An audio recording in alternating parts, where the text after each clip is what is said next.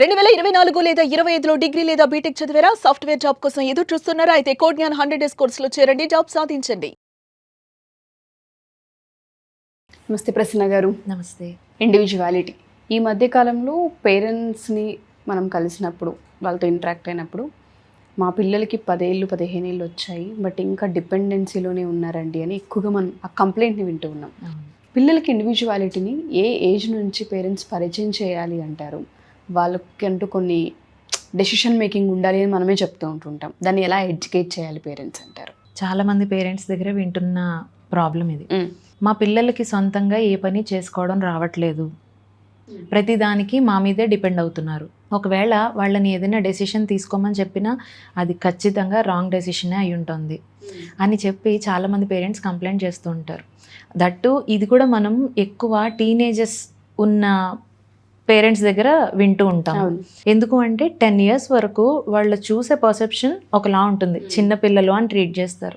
10 years తర్వాత 12 years 13 years వచ్చేటప్పటికి పెద్దవాళ్ళలా కనబడుతారు, వాళ్ళ మాటలు కానీ వాళ్ళ బిహేవియర్ కానీ. కానీ అక్కడ కూడా డెసిషన్ మేకింగ్ అనేది స్కిల్ డెవలప్ అవ్వలేకపోతూ ఉంటే పేరెంట్స్కి ఒక రకమైన భయం స్టార్ట్ అవుతుంది.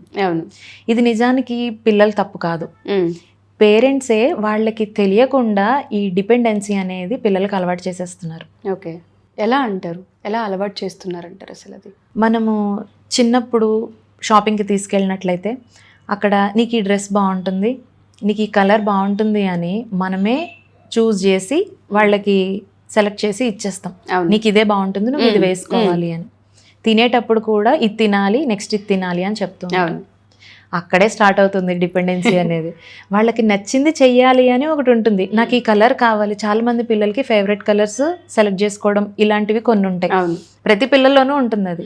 కానీ వాళ్ళకి నచ్చింది కాకుండా నువ్వు ఇదే వేసుకోవాలి, నీకు ఇదే బాగుంటుంది అని చెప్తాం. అది కూడా పేరెంట్స్ మా పిల్లలు ఈ బట్టలు వేసుకుంటే బాగుంటారు అనే ఉద్దేశంతో మంచి ఆలోచనతోనే చెప్తారు. కానీ దాని కాన్సిక్వెన్సెస్ ఇలా ఉంటాయి అని వాళ్ళకి తెలియదు. అది ఏమవుతుంది అంటే, ఇంకొక ఎగ్జాంపుల్ చూద్దాం. పిల్లల్ని ఒక డ్రాయింగ్ వేయమని మనం అడిగామనుకోండి, ఒక పేపరు, పెన్సిల్, కలర్ పెన్సిల్స్ అన్నీ తెచ్చుకొని కూర్చున్నప్పుడు ఏం చేయాలి? వాళ్ళు కంప్లీట్గా ఆ డ్రాయింగ్ కంప్లీట్ చేసే వరకు మనం వెయిట్ చేయాలి. కానీ చాలామంది పేరెంట్స్ చేసే మిస్టేక్ ఏంటి అంటే, ఏం వేద్దాం అనుకుంటున్నావు, ఏం డ్రా చేస్తావు, చెప్పు, నేను చెప్తాను నీకు ఎలా వేయాలో అంటారు. వాళ్ళు చేయాలనుకున్నదంతా చేసే వరకు కంప్లీట్ చేస్తే తర్వాత మనం దాని గురించి మాట్లాడచ్చు. అలా కాకుండా ముందే ఎప్పుడైతే అక్కడ అది వెయ్యి ఇక్కడ ఇది వెయ్యి అని నువ్వే చెప్పేసావో, పిల్లలకి లోపల ఉన్నది బయట పెట్టలేక డిస్సాటిస్ఫాక్షన్ అనేది ఉంటుంది అక్కడ. వాళ్ళు ఎలా ఇమాజిన్ చేసుకున్నారు, ఎలా ఇంప్లిమెంట్ చేశారు వాళ్ళు అనుకున్న టాస్క్ని, ఇవన్నీ వదిలేసాం. మనం ఏం చెప్తే అదే చెయ్యాలి అనే డిపెండెన్సీని మనమే అలవాటు చేసేసాం. 10 years వచ్చిన తర్వాత ఇంకా వాళ్ళకి డెసిషన్ తీసుకోవడం రావట్లేదు అంటే అది కంప్లీట్గా పేరెంట్స్ మిస్టేకే. మీరు అన్నట్టుగానే సో డెసిషన్ మేకింగ్ అనేది కొన్నిసార్లు వాళ్ళకంటూ ఏ ఐడియా ఉందో దాన్ని ఇంప్లిమెంట్ చేసే వరకన్నా జస్ట్ మనం ఆగగలగాలి. కానీ అంత పేషెన్స్ ఇప్పుడున్న పేరెంట్స్లో ఎక్కడానూ లేదు. యాక్చువల్గా ఇండివిజువాలిటీ అనే ఒక డెవలప్మెంట్ పిల్లల్లో స్టార్ట్ అయ్యేది at the age of 18 months, 18 నెలలకి. 1.5 yearకి ఇండివిజువాలిటీ అనేది స్టార్ట్ అయిపోతుంది. కానీ పేరెంట్స్గా మనం ఇది గుర్తించడంలో ఫెయిల్ అవుతూ ఉంటాం.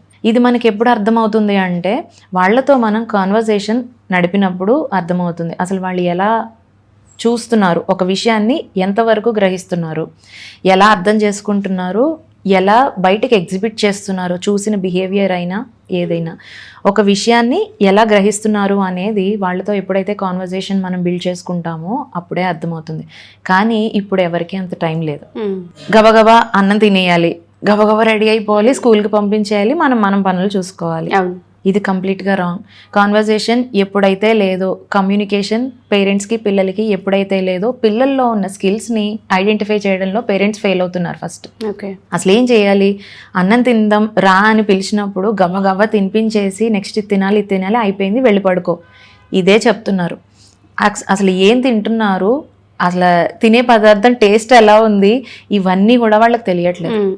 తినిపించేటప్పుడు మనం ఇప్పుడు అన్నం తిందామా, అమ్మ నీకు అన్నం తినిపిస్తుంది, మనం ఒక కొత్త వెజిటబుల్, ఒక కొత్త రెసిపీని ఈరోజు నీకు ఇంట్రడ్యూస్ చేస్తాను అనే ఒక ఎగ్జైట్మెంట్ని క్రియేట్ చేయాల్సింది పేరెంట్. అంతేకాకుండా వాళ్ళకి డ్రెస్ చేంజ్ చేసినప్పుడు, బాత్ చేయించేటప్పుడు, నేను నీకు ఇప్పుడు బాత్ చేయించినా, నేను నీకు ఇప్పుడు డ్రెస్ చేంజ్ చేయించినా అని సరదాగా వాళ్ళతో మాట్లాడుతూ ఒక పర్మిషన్ లాగా మనం ఎప్పుడైతే అడుగుతామో, ఓకే నాకు కూడా డెసిషన్ తీసుకునే రైట్ ఉంది, ఎయిదర్ ఎస్ ఆర్ నో చెప్పగలిగే రైట్ నాకు ఉంది, నా ఒపీనియన్ మీద అవతల వాళ్ళకి కొంచెం వెయిట్ ఉంది, సో నేను చెప్పచ్చు, నా ఒపీనియన్ని చెప్పచ్చు అనే ఇండివిజువాలిటీని కూడా ఆ స్పేస్ని క్రియేట్ చేసిన వాళ్ళం అవుతాము. పిల్లల యొక్క ఒపీనియన్ని చెప్పడానికి వాళ్ళకి ఒక ఛాన్స్ దొరుకుతుంది అక్కడ. ఎప్పుడైతే మనం ఇలా మాట్లాడుతూ ఇంటరాక్షన్ నడిపిస్తూ ఉంటామో అక్కడ బోనస్ ఏంటి అంటే ఎమోషనల్ కనెక్షన్ అనేది ఫామ్ అవుతుంది. అది మనం స్పెసిఫిక్గా ఒక పర్టిక్యులర్గా కూర్చోబెట్టి నేర్పించేదైతే కాదు, ఇలా జనరల్ కాన్వర్జేషన్లోనే బిల్డ్ అవుతుంది. ఓకే, మనం ఎప్పుడైతే ఆ స్పేస్ని, ఆ కమ్యూనికేషన్ని, ఆ ఫ్రీడమ్ని పిల్లల దగ్గర మనం ఇస్తూ ఉంటామో, పేరెంట్స్తో మనం ఏమైనా చెప్పచ్చు, మన ఒపీనియన్, మనం ఏమైనా మాట్లాడచ్చు, మన లోపల అనుకున్నవి పేరెంట్స్కి ఓపెన్గా చెప్పచ్చు అనే ఒపీనియన్ వాళ్ళకి క్రియేట్ అవుతుంది. ఆ సిగ్నల్ వెళ్తుంది ఇండైరెక్ట్గానే వెళ్తుంది అది. అండ్ ఇప్పుడు స్నానం చేయించి చాలా మంది పిల్లల్ని పేరెంట్స్ అలా బయటకు వదిలేస్తూ ఉంటారు, కనీసం టవల్ కూడా కట్టకుండా అక్కడే వదిలేసి ఇంకా లివింగ్ రూమ్ లో ఎవరు ఉన్నారు అనేది కూడా చూసుకోరు. ఫస్ట్ ఆ బాత్రూమ్ క్లీన్ అవ్వాలి, అది క్లీన్ చేసుకోవాలి. పిల్లలు వెళ్ళి ఇంకా లివింగ్ రూమ్ అంతా తిరిగేస్తారు, అక్కడ ఎవరున్నారు ఇది అనేది ఉండదు.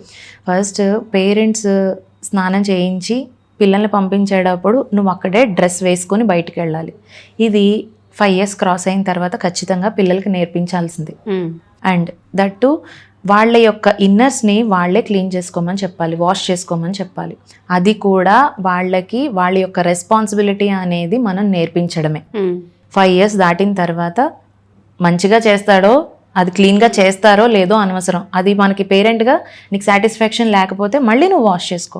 బట్ అక్కడ వాళ్ళకి అది నేర్పించాము అంటే ఖచ్చితంగా వాళ్ళ రెస్పాన్సిబిలిటీ వాళ్ళకి చెప్పినట్టు అవుతుంది, తెలుస్తుంది ఖచ్చితంగా. ఒక 2-3 years అయ్యేటప్పటికి రెగ్యులర్గా అది ఎప్పుడైతే వాళ్ళు అలవాటు చేసుకుంటారో తర్వాత మనం వాళ్ళకి చెప్పక్కర్లేదు.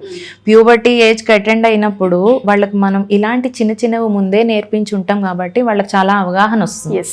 మనం ఏదైతే వాళ్ళని పెంచుతూ ఉంటామో, మీరు అన్నారు 1.5 year ఏజ్ నుంచే కొన్ని గైడ్ చేయాలి అని, ఏ విషయాలలో ఇంకా తల్లి పాత్ర ఉంటుంది అంటారు? ఆ ఇండివిజువాలిటీని ఇంకెక్కడెక్కడ మనం ఇంట్రడ్యూస్ చేయొచ్చు అంటారు మేడం? మనం ఎప్పుడైతే ఆడపిల్లని తీసుకుందాం, డ్రెస్ చేంజ్ చేయనా, నీకు బాత్ చేయించనా అని ఎప్పుడైతే వాళ్ళని పర్మిషన్ అడుగుతామో, ఓకే ఇది నాది, ఇది నా బాడీ, నా గురించి అవతల వాళ్ళు పర్మిషన్ అడుగుతున్నారు అంటే దీనికి ఎస్ ఆర్ నో చెప్పాల్సింది నేనే అనే ఒక హింట్ వెళ్తుంది కదా వాళ్ళకి.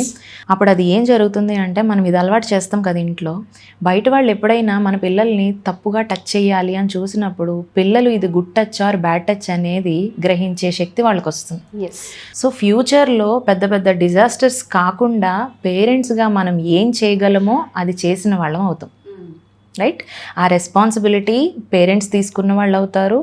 ముందుగానే పిల్లలకి చాలా విషయాలు తెలియకుండానే మనం గైడ్ చేసినట్టు అవుతుంది. ఇప్పుడు ఆడపిల్లలకి తల్లి ఏ ఏజ్ వరకు బాత్ చేయించాలి, మగపిల్లడికి ఏ ఏజ్ వరకు బాత్ చేయించాలి అనే క్వశ్చన్ని రైస్ చేశారు ఒక పేరెంట్. మగపిల్లలకి 3 years తర్వాత బాత్ చేయించాల్సిన రెస్పాన్సిబిలిటీ ఫాదర్ది, అప్ టు 5 years.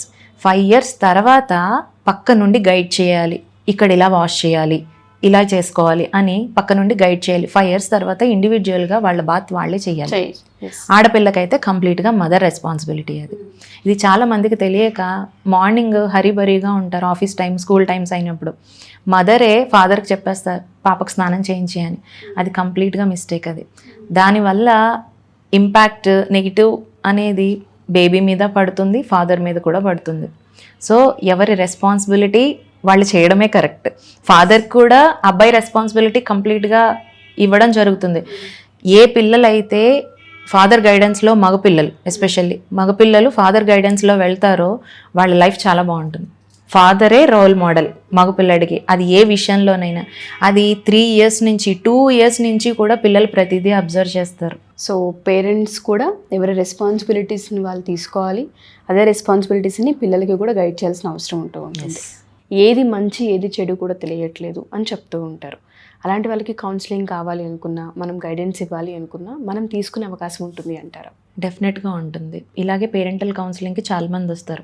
పిల్లల్లో ఇష్యూస్ లేకపోయినప్పటికీ కూడా ఇప్పుడు మీరు చెప్పినట్టు మా పిల్లలకి డిపెండెన్సీ అనేది బాగా అలవాటైపోయింది, డెసిషన్ మేకింగ్ అనేవి పిల్లలు తీసుకోలేకపోతున్నారు అనేది మేము కొన్ని లైఫ్ స్కిల్స్ ఉంటాయి, ఒక 10 life skills, important life skills మనం లైఫ్లో చాలా నేర్చుకుంటాం, కానీ అవసరమైనవి నేర్చుకోం.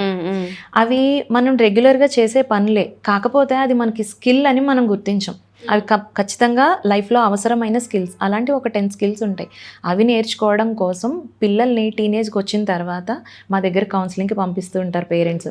అలాగే పేరెంటల్ కౌన్సిలింగ్కి కూడా ఇలాంటి చిన్న చిన్న టెక్నిక్స్, ఇప్పుడు వాళ్ళు చేసే మిస్టేక్స్ ఏంటి అంటే 10 years వచ్చే వరకు బాగా ప్యాంపర్ చేసే పిల్లల్ని ఏది నేర్చుకోకుండా వాళ్ళు ఇండిపెండెంట్గా చిన్న చిన్న పనులు తీసుకోకుండా నా వాటర్ బాటిల్ ఎక్కడుంది అని అడుగుతారు, నా బాస్కెట్ ఎక్కడుంది, నా బాక్స్ ప్రిపేర్ చేసావా, అమ్మ ప్రిపేర్ చేయడం వరకునే, అది తీసుకొని బ్యాగ్లో పెట్టుకోవడం అది పిల్లల రెస్పాన్సిబిలిటీ. అది కూడా చేసుకోలేని పిల్లలు ఉన్నారు. అక్కడి వరకు పిల్లల్ని తీసుకొచ్చేసి 10 years తర్వాత మా పిల్లలకి ఇండివిజువాలిటీ లేదు అని పేరెంట్స్ బాధపడుతున్నారు.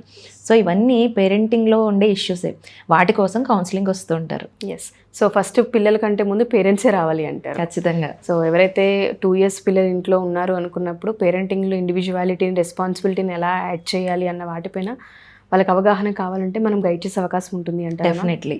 Sure ma'am. Thank you ma'am. Thank you so much. Thank you.